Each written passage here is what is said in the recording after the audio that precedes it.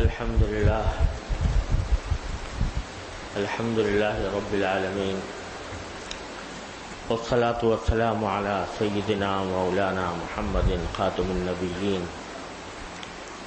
وعلى آله وأصحابه أجمعين وعلى كل من تبعهم بإحسان إلى يوم الدين. أما بعد،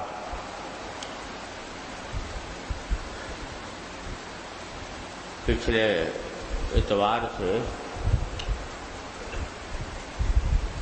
مناجات مقبول کی دعاؤں کی کچھ تشریح شروع کی تھی، اور جو اس کی پہلی دعا ہے قرآنی دعا، ربنا آتنا فی الدنیا حسنۃ وفی الآخرۃ حسنۃ وقنا عذاب النار، اس کے بارے میں کچھ گزارشات پیش کی تھی. اللہ تعالیٰ یہ دعا مانگتے رہنے کی توفیق عطا فرمائے، اور اس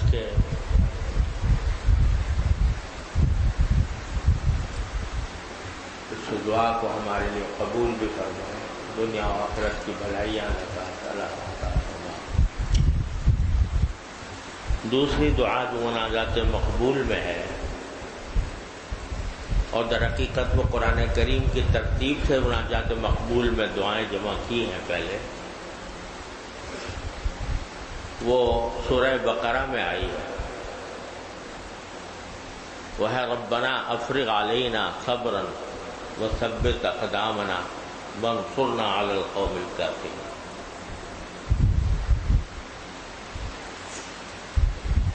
کہ اے ہمارے پروردگار، ہم پر صبر اونڈیل دیجیے. یہ نہیں فرمایا کہ صبر دے دیجیے، بلکہ کہ صبر ہم پر اونڈیل دیجیے.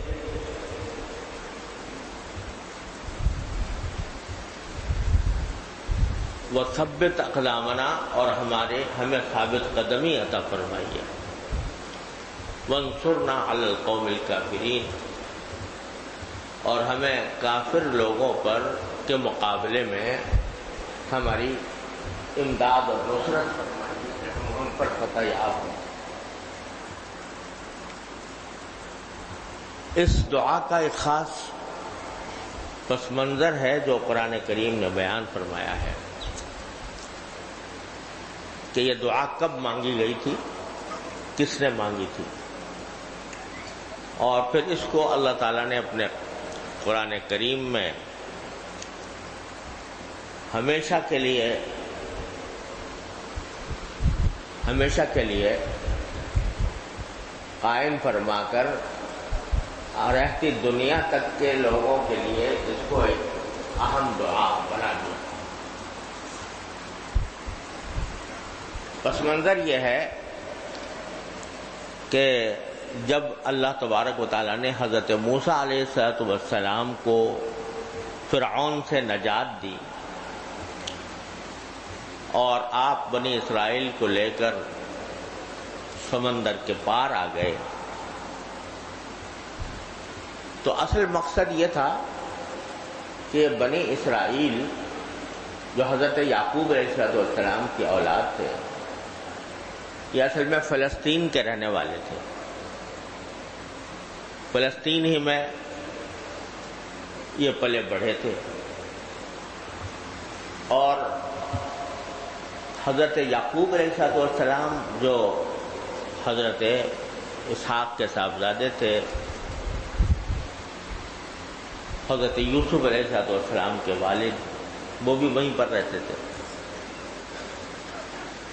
پھر حضرت یوسف علیہ السلام کا مشہور واقعہ ہے کہ اللہ تعالیٰ نے ان کو مصر کا بادشاہ بنا دیا. تو مصر کا بادشاہ بننے کے بعد جو بنی اسرائیل حضرت یعقوب علیہ السلام کی اولاد، وہ فلسطین سے مصر منتقل ہوئے، کیونکہ یوسف علیہ السلام وہاں کے بادشاہ تھے، اور وہ چاہتے تھے کہ میرے خاندان یہیں پر جا کر آباد ہو، تو وہ وہاں جا کر آباد ہو گئے تھے. اور کچھ عرصے تک تو بہت اچھی زندگی گزری. بعد میں فرعون آنے لگے اور انہوں نے بنی اسرائیل کو تنگ کرنا شروع کر دیا. تو اللہ تبارک و تعالی نے حضرت موسیٰ علیہ السلام کو یہ ذمہ داری سونپی کہ آپ ایک طرف تو لوگوں کو ہدایت دیں اور دوسری طرف بنی اسرائیل کو فرعون کے مظالم سے نجات دلا کر واپس ان کے اپنے اصل وطن یعنی فلسطین واپس لے جائیں. چنانچہ اللہ تبارک و تعالیٰ نے فرعون کو شکست دی، وہ سمندر میں غرق ہوا اور یہ سمندر پار اتر گئے صحرائے سینا میں. صحرائے سینا سے راستہ جاتا تھا فلسطین کا. تو اب حضرت موسیٰ علیہ السلام کو اللہ تعالیٰ کا حکم ہوا کہ ان کو لے کر جاؤ اور جا کر فلسطین کو آباد کرو. اس دوران فلسطین پر ایک بہت طاقتور قوم تھی، عمالقہ کہلاتی تھی، وہ قابض ہو گئی تھی. تو وہاں جب جانے کا وقت آیا تو موسیٰ علیہ السلام نے اللہ تعالیٰ کا یہ حکم پہنچایا کہ اب تم فلسطین چلو، وہاں تمہیں جہاد کرنا پڑے گا عمالقہ سے. اب بنی اسرائیل جو ہیں وہ نافرمانی ان کی طبیعت میں تھی، تو موسیٰ علیہ السلام کی بات نہیں مانی. کہا کہ جاؤ تم اور تمہارا اللہ جا کے لڑ لے، ہم تو یہیں بیٹھے رہیں گے، ہم وہاں داخل نہیں ہو. ان فیہا قوما جبارین، وہاں تو بہت ہی طاقتور لوگ قسم کی آباد ہیں، عمالقہ بہت طاقتور لوگ تھے، تو ہم تو نہیں جائیں گے وہاں.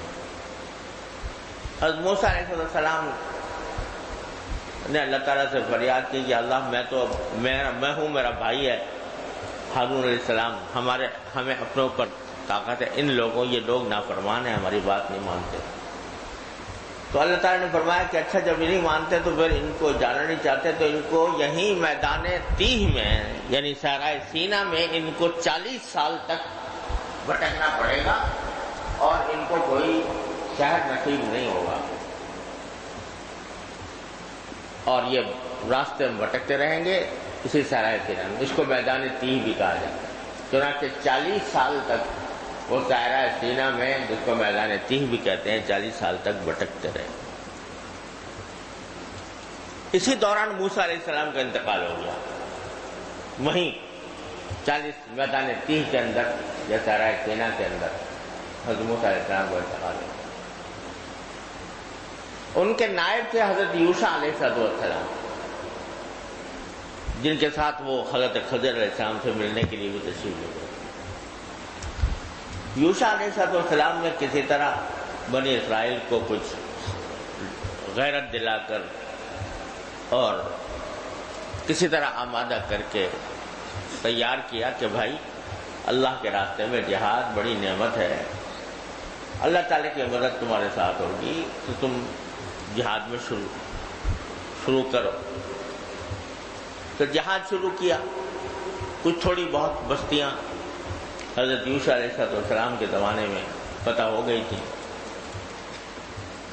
اس وقت حضرت یوشع علیہ السلام کے ساتھیوں نے جو نیک تھے کچھ علاقے پتہ کیے، لیکن فلسطین کا ایک بڑا حصہ ابھی تک ان طاقتور قوموں کے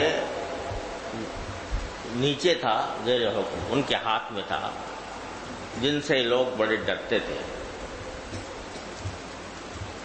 تو اس وقت انہوں نے تقریباً حضرت موسیٰ علیہ السلام کے تقریباً 300 سال کے بعد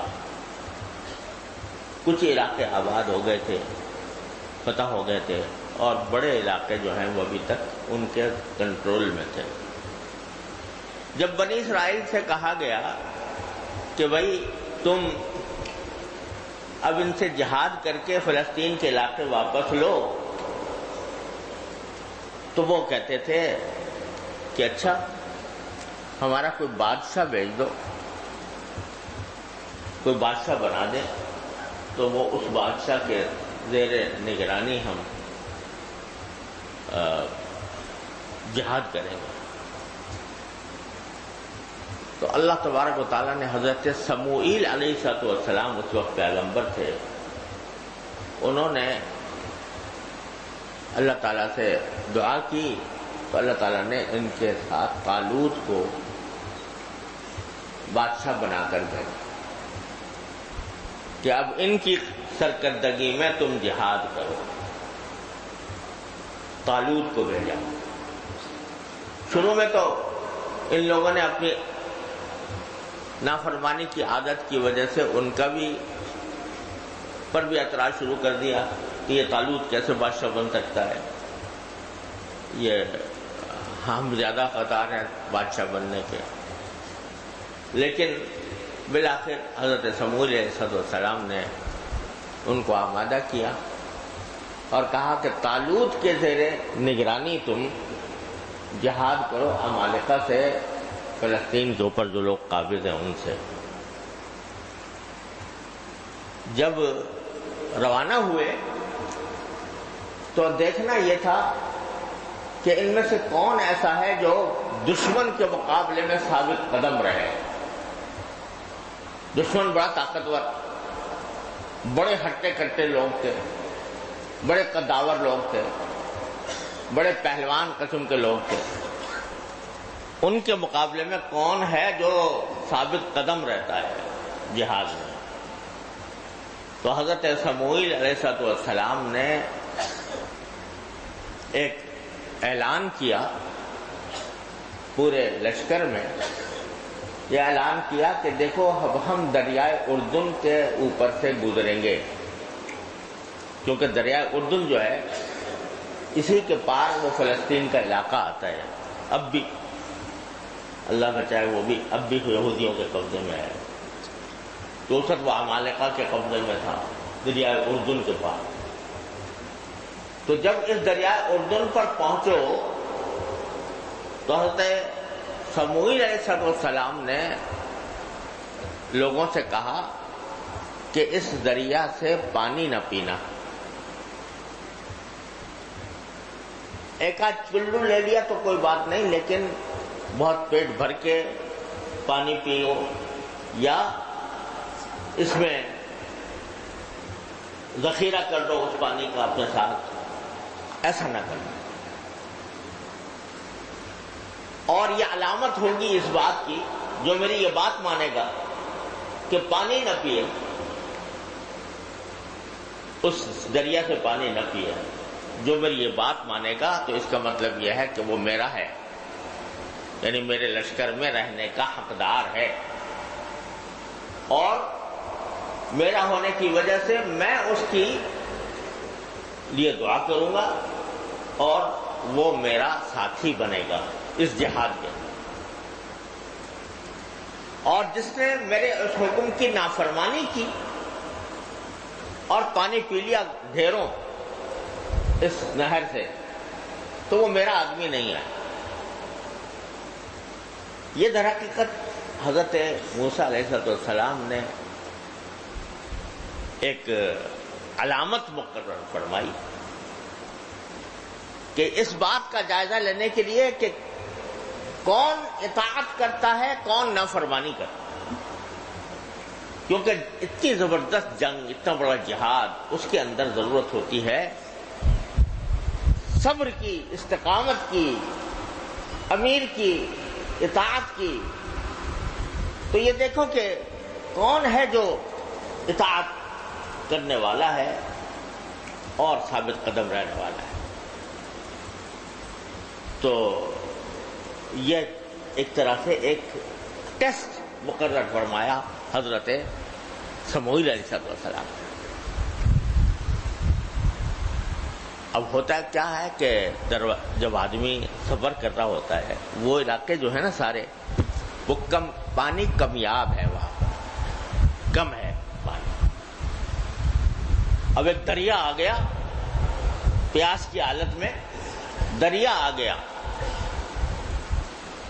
اب پیاس بھی لگی ہوئی ہے، سفر میں بھی ہیں، جہاد کے لیے جا رہے ہیں، دریا پار کر کے دشمن سے مقابلہ ہونے والا ہے. تو کچھ پانی پی تو پی لے کہ پانی سے کچھ تازہ دم ہو جائے، لیکن حکم یہ ہے کہ نہ پیو۔ تو یہ ایک کڑی آزمائش تھی۔ تو قرآن کہتا ہے کہ انہوں نے تو یہ کہا تھا کہ وَمَن لَّمْ يَطْعَمْهُ فَإِنَّهُ مِنِّي إِلَّا مَنِ اغْتَرَفَ غُرْفَةً بِيَدِهِ، جو اس سے پانی نہیں پیے گا وہ میرا ہے، میرے لشکر میں ہے، الا یہ کہ ایک چلو، ایک آدھ چلو پیاس بجھانے کے لیے کسی نے کر لیا۔ لیکن اللہ بچائے، بنی اسرائیل کی سرشت میں نافرمانی تو تھی، تو قرآن کہتا ہے فَشَرِبُوا مِنْهُ إِلَّا قَلِيلًا مِنْهُ، سبھی نے پانی پیا مزے سے، خوب ڈکارے لے لے کر پانی پیا، إِلَّا قَلِيلًا مِنْهُ، البتہ کچھ لوگ تھے جو ثابت قدم رہے نبی کی ہدایت پر اور انہوں نے پانی نہیں پیا۔ یہ در حقیقت نبی کی طرف سے ایک آزمائش بھی تھی، ایک ٹیسٹ بھی تھا اور ایک تعلیم بھی تھی کہ بندے کا کام یہ ہے کہ وہ اپنی نفسانی خواہشات کے پیچھے چلنے کے بجائے وہ اللہ کے حکم کی اطاعت میں لگے، چاہے نفسانی خواہشات اسے کسی طرف بھی بلا رہی ہوں، ان کو کچل کر، ان کو پامال کر کے، ان کو پیچھے ڈال کر اللہ تبارک و تعالیٰ کے حکم کی پیروی کرے۔ جو یہ کرے گا اس کو پتہ نصیب ہوگی۔ نتیجہ کیا ہوا؟ جب اکثر لوگ پانی پی کے وہاں سے ڈکارتے ہوئے نکلے دریائے اردن سے، سامنے لشکر نظر آیا زبردست عمالقہ کا، اور وہاں پر ایک سردار تھا، جالوت اس کا نام تھا، بڑا قوی ہیکل اور بڑا طاقتور، وہ مسلسل لوگوں کو چیلنج دے رہا تھا کہ آئے کوئی میرے مقابلے پر، آئے کوئی میرے مقابلے پر، حل من مبارز۔ جب یہ منظر دیکھا تو کہنے لگے، وہی جنہوں نے پانی پیا تھا نا، وہ کہنے لا طاقت لنا اليوم بجالوت وجنودہ،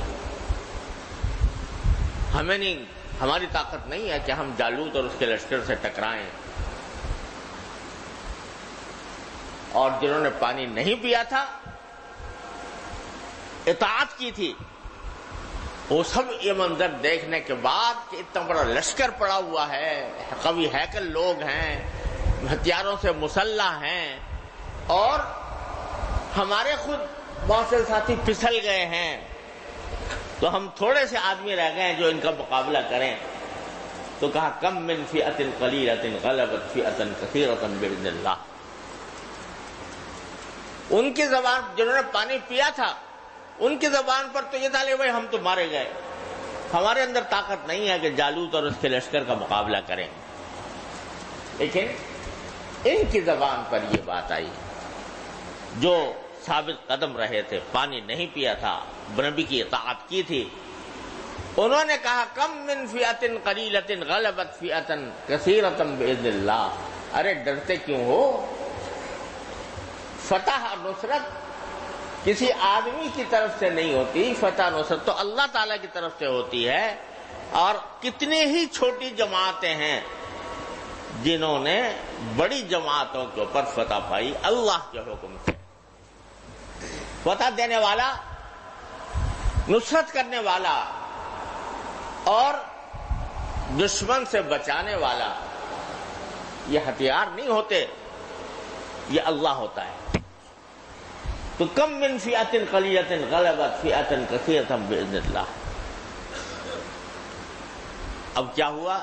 ایک طرف تو انہوں نے یہ جملہ کہہ دیا کہ ارے بھائی، جن لوگوں کے دل میں اگر کچھ ڈر پیدا ہو رہا ہے، نکالو اس ڈر کو، اس لیے کہ تم اللہ کے نام پر نکلے ہو، اللہ کے لیے نکلے ہو، تو لہذا اگر تمہاری جماعت چھوٹی ہے، تمہاری نفری کم ہے، تو ڈرنے کی ضرورت نہیں۔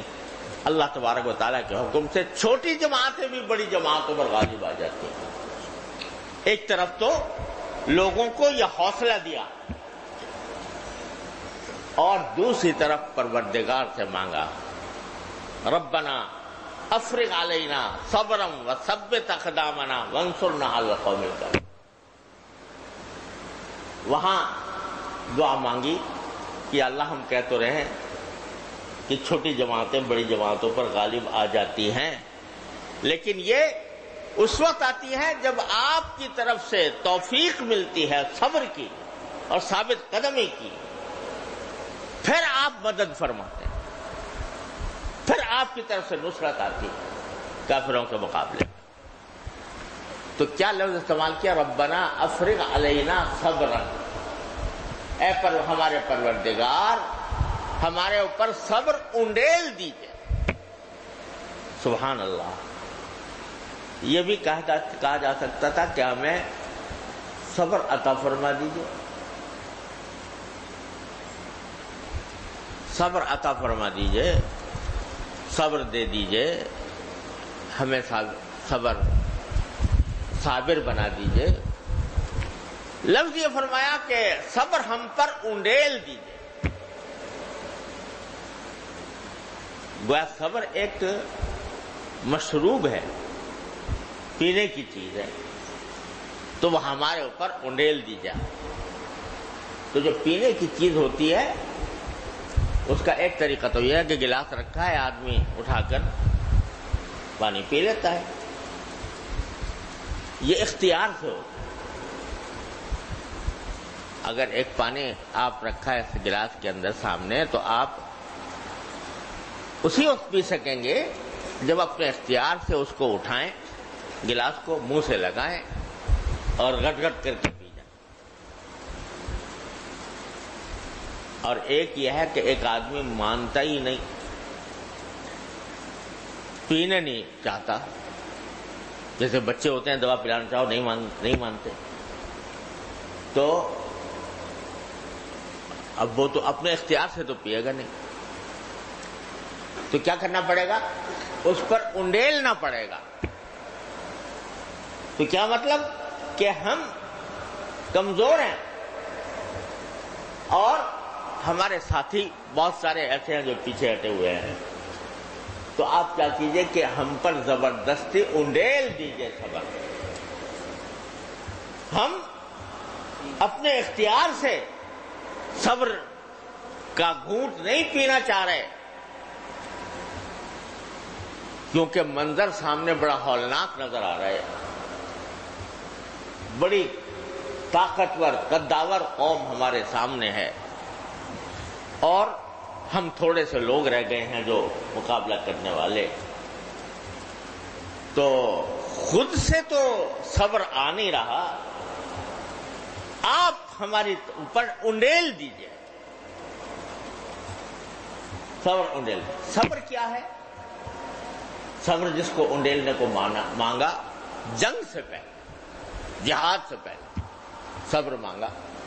کیا ہے وہ صبر؟ کے معنی عام طور پہ ہمارے یہاں اردو میں صبر اس کو کہتے ہیں کسی کو کوئی مصیبت پڑ جائے تو آدمی اس کے اوپر جزا فضا نہ کرے، گھبراہٹ کا اظہار نہ کرے وغیرہ.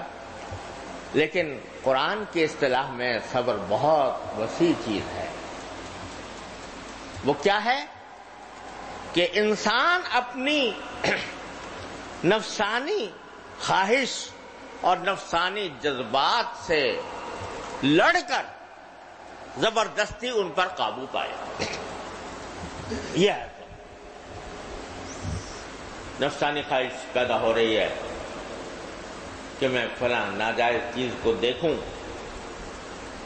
لیکن زبردستی اس کے اوپر روک عائد کر کے کہتا نہیں دیکھوں گا. یہ صبر. اب جیسے وہ دریا کے اندر بتایا تھا نا، اب پیاس لگ رہی ہے، سفر کی حالت میں ہے، دشمن سے مقابلہ ہونے والا ہے. دل کی خواہش تو یہ تھی کہ خوب جم کر پانی پیو، لیکن جن لوگوں کو روکا گیا تھا اور جو اللہ کے نیک بندے تھے انہوں نے اپنی نفسانی خواہش کو پامال کر کے روند کر اپنے آپ کو روکا. یہ صبر تھا. اسی طرح جب دشمن کے مقابلے میں ہم آ رہے ہیں تو نفس تو یہ کہہ رہا ہے کہ بھائی ان سے ٹکر لینا مناسب نہیں معلوم ہوتا، یہ تو بڑے طاقتور قوی ہیکل لوگ ہیں، مار ڈالیں گے۔ اور دیکھو یہ جالوت چیلنج دیتا پھر رہا ہے، کوئی اس کے مقابلے کے لیے نہیں اٹھ رہا۔ تو ایسی حالت میں عافیت اس میں ہے کہ واپس چلے جاؤ، نفس تو یہ کہے گا نا۔ لیکن اللہ ہم اس نفس کے مقابلے میں اس کی نفس کی خواہش کو پامال کر کے ڈٹ جانے کی آپ ہمیں طاقت دیجیے، اور یہ صبر ہم پر انڈیل دیجیے۔ افرغ علینا صبرا، جب کیا ہوگا آپ صبر انڈیل دیں گے، زبردستی ہم پر ڈال دیں گے صبر، تو کیا ہوگا؟ ثبت اقدامنا، آپ ہمارے سامنے ثابت قدم رکھیں۔ جب صبر آئے گا، اپنی نفسانی خواہشات کو کچلنے کا جذبہ پیدا ہوگا، تو ثابت قدمی آئے گی، تو ثابت قدمی آئے گی۔ پھر ہم ثابت قدم ہوں گے، اور کتنا ہی بڑا دشمن ہو، کتنا ہی قوی اور طاقتور ہو، ہم اس کا مقابلہ کر سکیں گے۔ ہم ثابت قدم ہوں گے، جب ہم ثابت قدم ہوں گے تو اللہ آپ کی مدد آئے۔ وانصرنا علی القوم الکافرین، آپ ہماری مدد فرمائیے ان کافروں کے مقابلے میں۔ یہ دعا اللہ تعالیٰ نے ان کے دل میں ڈالی۔ ربنا افرغ علینا صبرا وثبت اقدامنا وانصرنا علی القوم الکافرین۔ تو قرآن کہتا ہے کہ جب انہوں نے دعا مانگی، ایک طرف انہوں نے اللہ کے ساتھ کیے ہوئے پیمان کو پورا کیا، نہر سے پانی نہیں پیا، دشمن کے مقابلے پر آ کھڑے ہوئے، ہم سے مدد مانگی، ہم سے صبر مانگا، ہم سے ثابت قدمی مانگی، ہم سے نصرت مانگی، فہزموہم باذن اللہ، تو انہوں نے اتنے بڑے طاقتور دشمن کو اللہ کے حکم سے شکست دے دی۔ وقتل داؤد جالوت، اور داؤد علیہ السلام نے جالوت کو قتل کر۔ اس کا جو کس طرح قتل کیا، یہاں قرآن کریم نے اس کو تفصیل بیان نہیں فرمائی۔ روایات میں یہ بات آتی ہے کہ یہ جالوت جو تھا، یہ اپنے لشکر کا بہت بڑا پہلوان تھا، اور 3 دن سے چکر کاٹ رہا تھا مبارز طلبی کے لیے، یعنی بلا رہا تھا، دعوت دے رہا تھا، آئے کوئی میرے مقابلے پر، آئے کوئی میرے مقابلے پر۔ پہلے زمانے میں جو جنگیں ہوتی تھی نا، تو پہلے کچھ انفرادی مقابلے ہوا کرتے تھے، ایک آدمی نکل کے دوسرے لشکر کو دعوت دے دیتا کہ آؤ میرے مقابلے پر آؤ۔ تو یہ مبارزت کر رہا تھا، آدمی اتنا قوی ہیکل تھا اور اتنا زبردست تھا، اور ہتھیار اس کے دیکھنے میں اتنے قاتل لگ رہے تھے کہ اس کو دیکھ کر کسی کی ہمت نہیں ہو رہی تھی کہ میں آگے جا کر اس کا مقابلہ کروں۔ 3 دن ہو گئے تھے اسی چکر میں، لوگ ڈٹے ہوئے تو تھے، لیکن کسی کو یہ مقابلہ کرنے کی ہمت نہیں ہو رہی تھی کہ میں آگے جا کر اس سے مقابلہ کروں۔ داؤد علیہ السلام اس وقت نوجوان تھے، اور بیت المقدس سے کچھ فاصلے پر ایک بستی میں رہتے تھے۔ ان کے 3 بڑے بھائی جنگ میں شریک تھے بنی اسرائیل کی طرف سے۔ یہ نوعمر تھے، اس واسطے یہ اپنے باپ کی خدمت کے لیے گھر میں رہے ہوئے تھے۔ جب جنگ کو 3 دن گزر گئے تو ان کے باپ نے ان کو کہا کہ بھئی تمہارے 3 بھائی لڑنے کے لیے گئے ہوئے ہیں، تو ان کی ذرا خبر لے کر آؤ، کیا حال ہے۔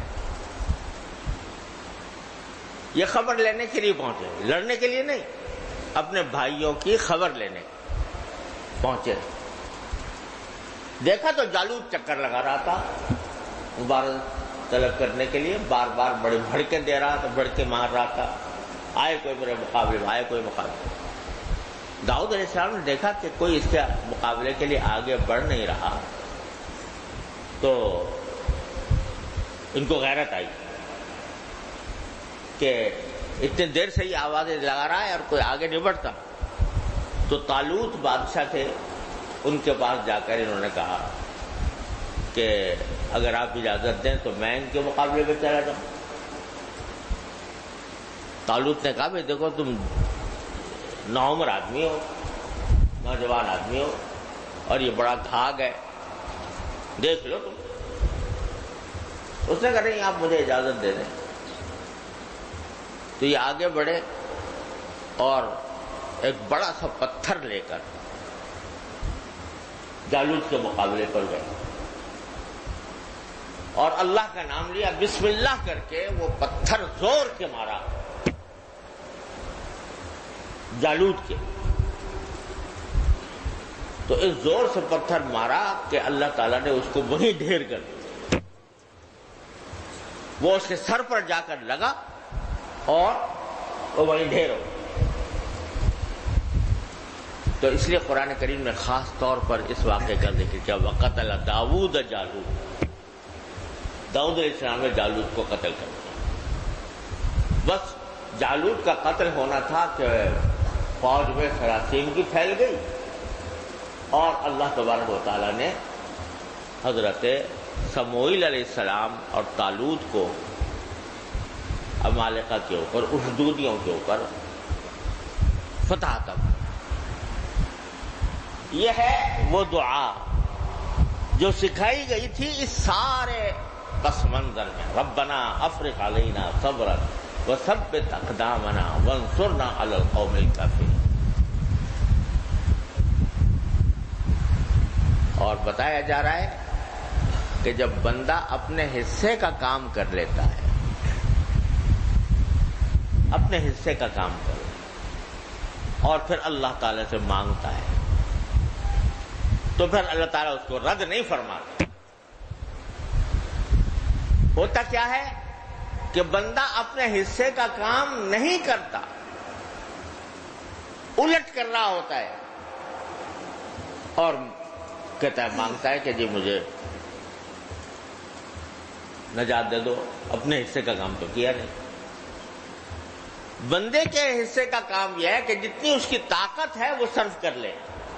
جو اس کی طاقت یہ تھی کہ وہ نہر سے پانی، دریا سے پانی نہ پیے، وہ طاقت صرف کرے، دریا پار کر کے دشمن کے مقابلے پر جا کے کھڑا ہو گیا، چلا نا، ایک منزل کی طرف چلا، قدم بڑھائے اور پھر مانگا اللہ تعالیٰ سے کہ ربنا افرغ علینا صبرا۔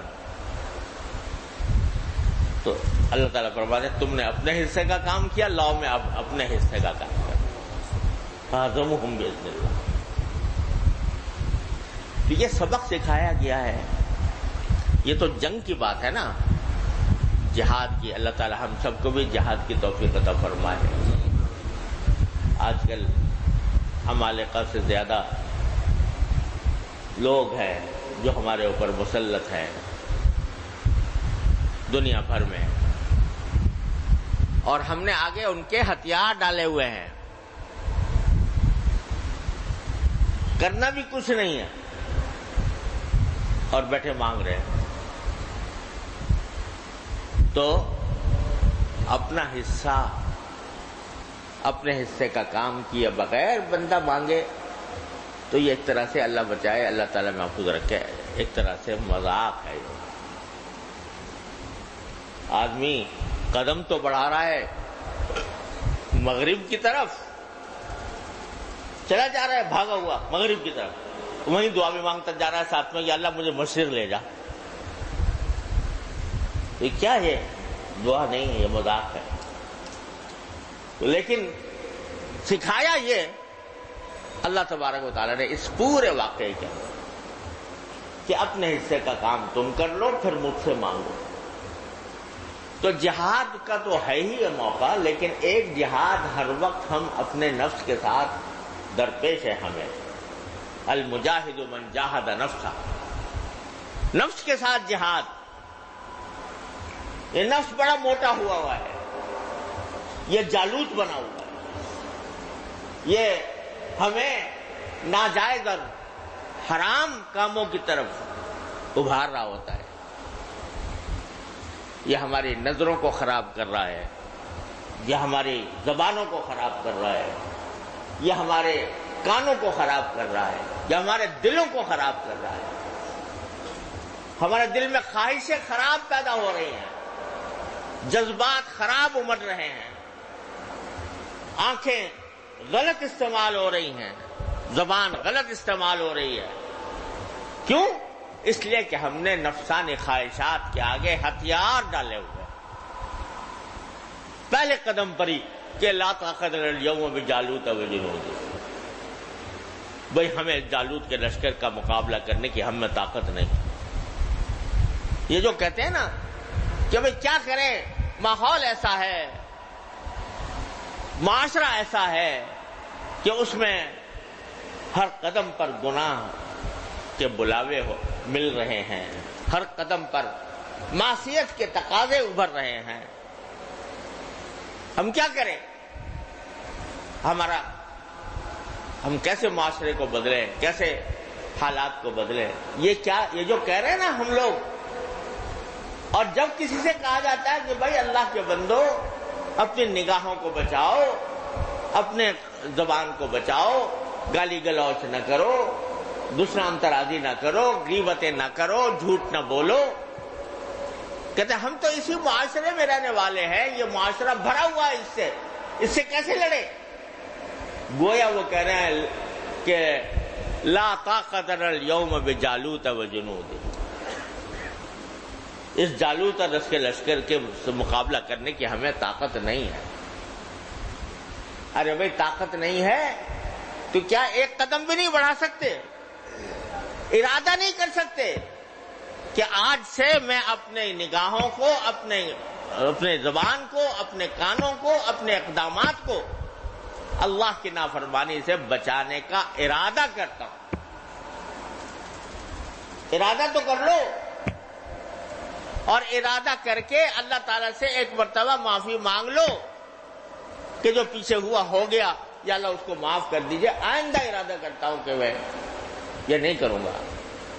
یہ کر لو، پھر مانگو اللہ سے، ربنا افرغ علینا صبرا، اے پروردگار ہمیں صبر عطا فرما۔ کیا صبر عطا فرما؟ یعنی نفسانی خواہشات سے جنگ کرنے کی طاقت عطا فرما، اور ہمیں ثابت قدم رکھ لیں۔ ارادہ تو کر لیا ہم نے کہ ان نفسانی خواہشات کے پیچھے نہیں چلیں گے، گناہ نہیں کریں گے، لیکن جب موقع آیا، نفس اور شیطان کے لشکروں سے مقابلہ ہوا، ماحول میں پہنچے جہاں نگاہوں کو پناہ نہیں، زبان کو، کانوں کو پناہ نہیں، جب وہاں پہنچے تو ڈگمگا گئے۔ تو اللہ تعالیٰ فرماتے ہیں کہ یہ بھی ہم سے مانگو، افرغ علینا صبرا وثبت اقدامنا، اور ہمیں ثابت قدمی عطا فرمائے کہ ہم ان لشکروں سے گھبرا کر کہیں پھسل نہ جائیں۔ وانصرنا علی القوم الکافرین، اور یہ نفس اور شیطان جو ہے نا، یہ در حقیقت کافر قوم سے تعلق رکھتا ہے۔ نفس امارہ جو ہے وہ کافر قوم، اور شیطان جو ہے وہ کیا ہے؟ وہ کافر قوم سے تعلق رکھتا ہے۔ تو ان کے مقابلے میں ہمیں ہماری مدد فرمائیے کہ ہم ثابت قدم رہیں۔ اپنی ایک طرف سے ایک قدم بڑھاؤ، پھر مانگو ربنا افرغ علینا صبرا وثبت اقدامنا وانصرنا علی القوم الکافرین۔ تو کیا ہوگا؟ فہزموہم باذن اللہ، اللہ کے حکم سے تم شکست دو گے، شیطان کو بھی، اپنے نفس کے تقاضوں کو بھی شکست دو گے، اللہ کے حکم سے۔ پھر قتل داؤد جالوت، اور پھر داؤد جو ہے وہ جالوت کو قتل کر دے گا.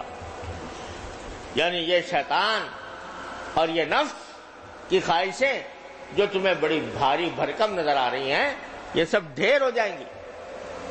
ہم سے مانگو. یہ ہے اس دعا کا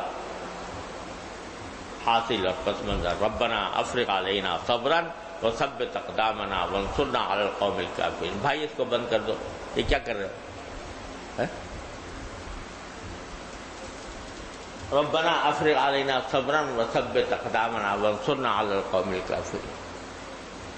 یہ دعا مانگو تھوڑا سا اللہ کی طرف چل کر، ارادہ کر، ایک آدھ قدم بڑھا کر مانگو. اللہ تعالیٰ سے یہ سوچ کر مانگو کہ اللہ نے چاہا کبھی جہاد کا موقع آئے گا تو وہاں پر بھی مانگیں گے. اس وقت تو ہمیں اپنے نفس سے جہاد درپیش ہے، شیطان سے جہاد درپیش ہے، تو ہم اللہ تعالیٰ سے چاہتے ہیں کہ صبر ہم پر انڈیل دیجئے. ہم تو ایسے نالائق ہیں کہ خود سے صبر کا پیالہ اٹھانے کو بھی تیار نہیں. ہم تو اتنے نالائق ہیں کہ صبر کا پیالہ خود سے اٹھا کر پینے کو بھی تیار نہیں. آپ زبردستی اڈیل دیجیے. افرغ علینا صبرا وثبت اقدامنا. اور پھر ہمیں ثابت قدم رکھیے کہ جب ہم پہنچے اس معرکہ زندگی میں جہاں ہمارا مقابلہ نفس و شیطان سے ہے، تو وہاں پر ہمیں ثابت قدم رکھیں. وانصرنا علی القوم الکافرین. اس نیت سے پڑھا کریں گے دعا. اور میں یہ عرض کرتا ہوں کہ جب کبھی انسان کو کسی ایسے جگہ پر جانے کا ارادہ ہو جہاں اس کو اندیشہ ہو کہ کہیں میں پھسل نہ جاؤں، تو چلنے سے پہلے یہ دعا مانگے اور راستے بھر مانگتا جائے. ایک ایسے مجمع میں جا رہا ہے جہاں اندیشہ ہے کہ میری نگاہیں بھٹک جائیں گی، بہک جائیں گی، اور میرے زبان پھسل جائے گی، تو جانے سے پہلے اور سارے راستے یہ دعا مانگتے چلے جاؤ. ربنا افرغ علینا صبرا. یاد کر لو، ربنا افرغ علینا صبرا وثبت اقدامنا وانصرنا علی القوم الکافرین. یہ مانگتے چلے جاؤ. انشاءاللہ ثم انشاءاللہ اللہ تبارک و تعالیٰ عطا فرمائیں گے، صبر عطا فرمائیں گے، ثابت قدمی عطا فرمائیں گے، کافروں پر نصرت عطا فرمائیں گے. مانگنے والا چاہیے تو اللہ تعالیٰ ضرور دیں گے انشاءاللہ. اور یہ جو ہم ہر وقت ہیلے بہانے کرتے رہتے ہیں کہ وہ ماحول خراب ہے، انشاءاللہ یہ ہیلے بہانے ختم ہو جائیں گے. یا تو نجات مل جائے گی گناہوں سے اللہ تعالیٰ کے حکم سے. کم من فئۃ قلیلۃ غلبت فئۃ کثیرۃ باذن اللہ. یا اللہ توبہ کی توفیق دے دیں گے، یا مغفرت فرما دیں گے. ان تین کے علاوہ کوئی بات نہیں ہوگا. لہذا جب بھی کسی گناہ کے موقع پر آدمی جائے، بازار جاتے ہیں نا آج کل ہم لوگ، تو بازار جو ہے یہ ابغض بقاء اللہ الاسواق حدیث میں ہے کہ اللہ کو سب سے زیادہ مبغوض جگہیں جو ہیں وہ کیا ہے؟ بازار. تو بازار میں اللہ بچائے گناہوں کا بڑا اندیشہ رہتا ہے، آنکھوں کے گناہ کا، زبان کے گناہ کا، جو ہے کان کے گناہ کا. تو جانے سے پہلے یہ دعا مانگو، ربنا افرغ علینا صبرا وثبت اقدامنا وانصرنا علی القوم الکافرین. یہ دعا ہے جو قرآن کریم نے سکھائی ہے. اور جیسے میں نے پہلے عرض کیا تھا کہ جو دعا خود قرآن نے سکھائی ہو، اللہ میاں نے سکھائی ہو، یہ مانگا کرو، تو اس سے زیادہ قبول ہونے والی چیز کیا ہو سکتی ہے؟ کس کے قبول ہونے کی زیادہ امید ہو سکتی ہے؟ اللہ تبارک و تعالیٰ اپنے فضل و کرم سے، اپنی رحمت سے ہمیں اس کا مصداق بننے کی توفیق عطا فرمائے. صبر یہ بڑی زبردست چیز ہے. جنت جو ملنے والی ہے نا وہ صبر ہی کے نتیجے میں. وَجَزَاهُمْ بِمَا صَبَرُوا جَنَّةً وَحَرِيرًا. صبر کی وجہ سے ملنے والا. اس صبر کو مانگتے رہنا چاہیے. ربنا افرغ علینا صبرا، کہ ہم اپنے نفس اور شیطان کے مقابلے میں ڈٹ جائیں. یہ صبر ہے. اپنے نفس پر زبردستی کرنے کا نام صبر ہے. تو یہ اللہ تعالیٰ سے مانگتے. یہ زمانہ جو ہے نا رمضان کا، اس کو شہر الصبر کا. یہ صبر کا مہینہ، صبر کی ٹریننگ دینے کا مہینہ. جیسے وہاں دریا میں کہا تھا نا کہ پینا نہیں، اب بھی کہا جا رہا ہے کہ کھانا نہیں، پینا نہیں. اور اس کو ایک ٹیسٹ قرار دیا گیا ہے کہ آیا یہ اطاعت کرتا ہے بندہ کہ نہیں کرتا. لہذا رمضان ختم ہونے سے پہلے پہلے بھائی عشرہ آ رہا ہے، آج رات سے، آج شام سے انشاءاللہ شروع ہو رہا ہے، تو اللہ تعالیٰ سے بس مانگ کریں. صبر، استقامت، گناہوں سے بچنے کی ہمت اور حوصلہ مانگ. اور صرف اپنے لیے نہیں، اپنے ملک کے لیے، اپنی امت کے لیے، امت کے لیے کہ اللہ جو کچھ ہے وہ ہماری شامت اعمال ہم پر مسلط ہے، اپنی رحمت سے وہ ہم سے دور فرما دیجیے. پاکستان کے حالات بہتر کر دیجیے، شام کے حالات، لیبیا کے حالات، سعودی عرب کے حالات، اور جتنے فلسطین کے حالات، کشمیر کے حالات، پورے مسلمان اس وقت طرح طرح کے مصائب و آلام کا شکار ہیں. تو اگر ہم اور کچھ نہیں کر سکتے تو کم سے کم ان سب کو اپنی دعاؤں میں تو کم از کم یاد رکھ سکتے ہیں. عشرہ اخیرہ کے اندر جس طرح اپنے لیے دعا کریں، اپنے خاندان کے لیے کریں، اپنے ملک کے لیے کریں، سارے عالم اسلام کے لیے ایک مرتبہ دل کھول کر اللہ تبارک و تعالیٰ کے سامنے رکھ دو، کہہ دو، وہی کہہ دو جو رسول اللہ کریم صلی اللہ علیہ وسلم فرمایا، یا ارحم الراحمین الی من تکلنا الی عدو یتحجمنا ام الی قریب ملکتہ ابرار. وہی کہہ دو، یا اللہ ہمیں آپ کس کے حوالے کر. ایک مرتبہ دل سوزی کے ساتھ، دردمندی کے ساتھ، اس طرح جیسے تم اپنی بیماری کو صحت کے لیے دعا مانگتے ہو، درد دل کے ساتھ اس طرح مانگ لو اللہ تعالیٰ سے. کیا بعید ہے تمہاری دعائیں ہی، اس اخیرہ کی دعائیں ہی امت مسلمہ کی نجات اور فلاح کا ذریعہ بن جائے. وصلی اللہ تعالیٰ علی خیر خلقہ محمد وآلہ وسلم. اللہم صلی علی سیدنا اللہم وفقنا لما تحب وترضى قولک إنك على كل شيء قدير. ربنا لا تزغ قلوبنا بعد إذ هديتنا وهب لنا من لدنك رحمة إنك أنت الوهاب. یا اللہ اپنے فضل و کرم اپنی رحمت سے جو کچھ کہا سنا ہے اپنی رحمت سے اس کو ہمارے دلوں میں اتار دیجئے، اس پر عمل کی توفیق عطا فرما دیجئے. یا اللہ ہم بے ہمت ہے، ہمت عطا فرما، بے حوصلہ ہے، حوصلہ عطا فرما. یا اللہ نفس و شیطان کے مکائد سے ہماری حفاظت فرما، نفس و شیطان کے مکائد سے ہماری حفاظت فرما. یا اللہ رمضان کے اب 9 یا 10 راتیں باقی رہ گئی ہیں. یا اللہ یا رحمان یا رحیم اپنے فضل و کرم سے، اپنی رحمت سے ان سے صحیح فائدہ اٹھانے کی توفیق عطا فرما، ان لمحات کی قدر کرنے کی توفیق عطا فرما. یا اللہ اس رات، اس حشرے میں آپ بے شمار انسانوں کو جہنم کی آگ کا پروانہ عطا، رہائی کا پروانہ عطا فرماتے ہیں. اے اللہ ہم سب کو ان میں شامل فرما لیجیے، ہم سب کو عتقائے رمضان میں شامل فرما لیجیے. یا اللہ ہم سب کو، ہمارے اہل و عیال کو، ہمارے متعلقین کو، ہمارے احباب کو، ہمارے والدین کو، ہمارے اساتذہ کو، ہمارے مشائخ کو، ہمارے سے تعلق رکھنے والوں کو، یا اللہ سب کو عتقائے رمضان میں شامل فرما لیجیے. یا اللہ ہماری گردنوں کو جہنم کی آگ سے یا اللہ رہائی کا پروانہ عطا فرما دیجیے۔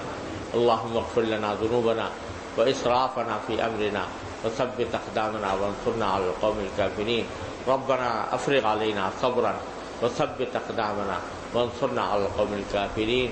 وصلی اللہ تعالی علی خیر خلقہ سیدنا مولانا محمد وعلی آلہ واصحابہ اجمعین، آمین برحمتک یا